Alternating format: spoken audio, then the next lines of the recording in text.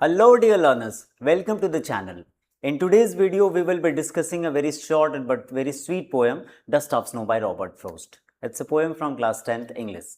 Now, before we start, we will discuss the summary of the poem, then we will go through the line by line explanation of the poem.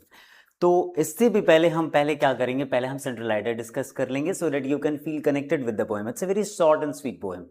It has personal touch, but it has also a universal touch. It gives a universal message about the nature. See, Dust of Snow is a short poem by Robert Frost, which we have already discussed about how a small unexpected event in nature, a crow shaking snow from a hemlock tree onto the poet, can lift his spirits and change his gloomy mood.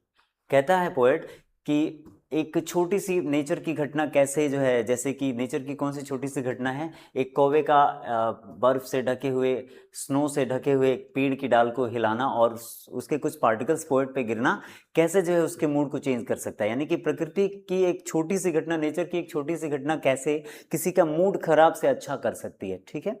The poem conveys that nature has a healing power. Poet ये भी message देती है along with all the messages कि poet के पास एक किसी को स्वस्थ करने का एक पावर होता है. That simple overlooked moments can lead a positive outlook and a renewed appreciation for life. और एक छोटी सी घटना जिसको जनरली लोग ओवरलुक कर देते हैं, अवॉइड कर देते हैं, नेग्लेक्ट कर देते हैं, वो भी कैसे किसी के जीवन में एप्रिसिएबल मोमेंट्स ला सकती है. तो चलिए, अभी हमने सेंट्रल आइडिया डिस्कस कर लिया है. You can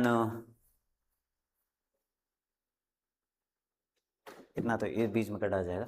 now let us read the poem. See, let us read the poem.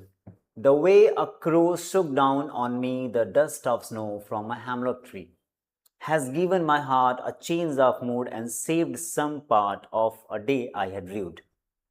See, so the poet through the poem says that once he was sitting under a hemlock tree.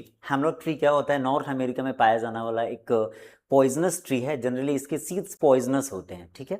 और crow उस पर बैठा हुआ था और उसके नीचे poet बैठा हुआ था. And suddenly the crow started shaking the branch it was sitting on.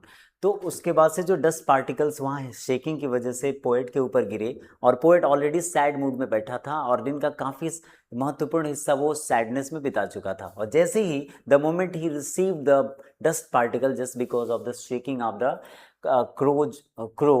Shaking branch of the hemlock tree, तो अचानक ही came out of the sad mood and he saw the beautiful nature around him. और अचानक जो उसका sad mood था वो अचानक हैप्पी मूड में बदल गया. It's a very small incident, nature से रिलेटेड है, जिसने पोएट के मूड को चेंज कर दिया. ठीक है. तो ये हमारी पोएम है. तो ये कह रहा है कि जो दिन का हिस्सा वो बेकार कर चुका था just because of a small incident from the nature change his mood. वो अच्छे मूड में आ गया और ही स्टार्टेड फीलिंग लाइक